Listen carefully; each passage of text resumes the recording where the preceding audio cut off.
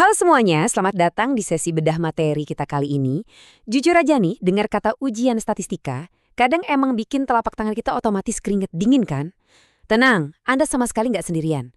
Angka, rumus, probabilitas, kelihatannya memang menakutkan.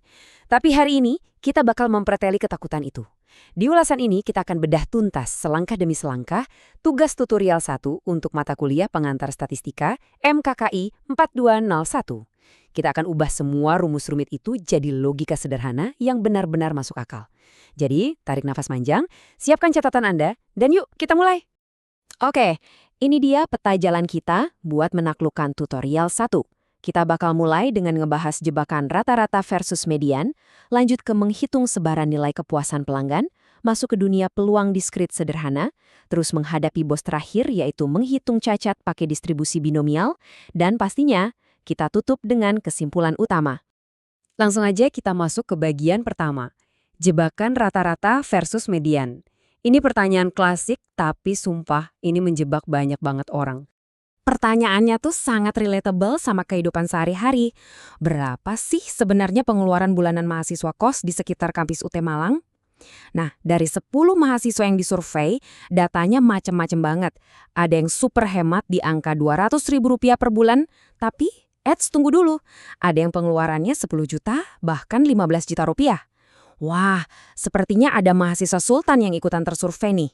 Pertanyaannya, kalau kita mau tahu gambaran pengeluaran mahasiswa pada umumnya, ukuran statistik apa yang paling pas buat dipakai? Nah, disinilah data bisa ngecoh kita kalau kita salah pilih alat ukur. Coba bayangin, kalau kita pakai rata-rata atau min dengan menjumlahkan semua pengeluaran, lalu dibagi 10, kita bakal dapat angka Rp2.902.500. Pertanyaannya, apakah angka ini mewakili anak kos kebanyakan? Pastinya enggak dong. Angka rata-rata ini ketarik habis-habisan ke atas gara-gara 2 mahasiswa sultan tadi. Makanya rata-rata itu ibarat jebakan buat data kayak gini. Sebagai perbandingan, nilai tengah atau mediannya ada di angka Rp450.000. Jauh banget kan bedanya? Jadi, poin krusialnya di sini adalah median itu sejauh ini merupakan ukuran yang paling stabil dan masuk akal. Caranya gampang, tinggal urutkan data dari yang paling kecil ke yang paling besar, terus ambil deh rata-rata dari data ke-5 dan ke-6, dapatlah median sebesar Rp450.000. Nah, ini baru gambaran nyata pengeluaran anak kos. Pelajaran pentingnya, tiap kali Anda ketemu nilai ekstrim atau outlier di sebuah data, selalu, ingat ya, selalu andalkan median. Oke, lanjut ke bagian kedua, sebaran nilai kepuasan pelanggan. Kita pindah gigi nih, dari sekedar cari nilai tengah, ke ngukur seberapa menyebar sih data yang kita punya. Katakanlah kita punya 5 skor kepuasan pelanggan di sebuah kedai kopi. 55, 60, 70, 80, dan 95. Misi kita adalah nyari standar deviasi. Yang gampangnya tuh ngukur seberapa jauh sih skor-skor ini melenceng dari rata-ratanya. Langkah pertama, gampang. Kita cari rata-ratanya dulu. Kalau dijumlah dan dibagi 5, rata-ratanya adalah 72. Terus, kita kurangin deh setiap skor pelanggan dengan 72 ini buat nyari selisihnya. Misalnya, 55 kurangi 72 itu minus 17, dan seterusnya. Nah, biar nggak ada angka minus yang bikin pusing, kita kuadratkan selisih-selisih tadi. Terakhir, kalau semua hasil kuadrat itu kita jumlahin, dari 289 sampai 529, kita bakal dapat total 1030. Proses ini nunjukin betapa logisnya rumus statistik bekerja. Total kuadrat kita tadi kan 1030. Karena populasi kita cuma 5 pelanggan, kita bagi aja angka itu dengan 5. Dan kita dapat yang namanya varians, yaitu 206. Nah, langkah pamungkasnya, untuk balikin nilai ini ke skala awalnya, kita tinggal tarik akar kuadrat dari varians tadi. Akar kuadrat dari 206 adalah 14,35. Selesai, itulah standar deviasi kita. Semakin besar angkanya, berarti makin bervariasi atau makin menyebar skor kepuasan pelanggannya dari si rata-rata tadi. Tarik napas dulu, karena sekarang kita masuk ke bagian ketiga. Peluang diskrit sederhana. Jangan keburu alergi dulu dengar kata probabilitas ya. Coba perhatiin distribusi peluang ini. Rapi banget kan? Di bagian atas kita punya kemungkinan nilai X dari 1 sampai 7. Di bawahnya itu adalah peluang munculnya si nilai X dalam bentuk pecahan. Contohnya, peluang X sama dengan 1 itu cuma 1/16. Tapi lihat, peluang X sama dengan 4 itu 4/16 alias yang paling gede kemungkinan munculnya. Nah, biasanya ujian tuh nanya kombinasi dari peluang-peluang ini. Sering kali kita panik duluan lihat simbol matematika kayak pi kurung buka x kurang dari sama dengan 3. Padahal itu cuma bahasa gaul matematikanya buat bilang, tolong dong tambahin peluang buat x sama dengan 1, x sama dengan 2, dan x sama dengan 3. Udah, gitu doang.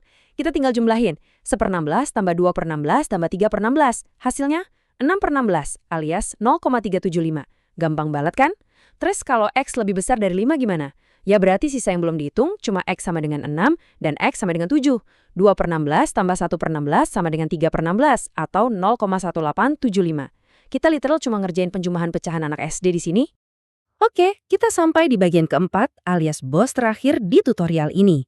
Menghitung cacat secara binomial. Kedengarannya serem, tapi mari kita bedah. Bayangin skenario ini. Ada orang beli 10 kali power bank secara acak dari sebuah toko.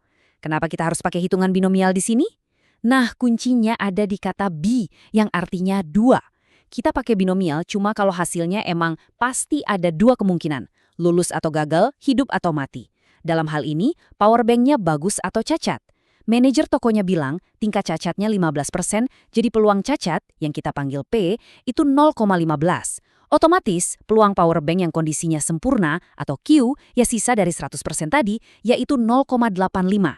Dan N alias jumlah pembeliannya adalah 10 unit. Soalnya nanya skenario pertama. Berapa sih peluang ke 10 kali power bank itu kondisinya mulus semua, alias 0 cacat?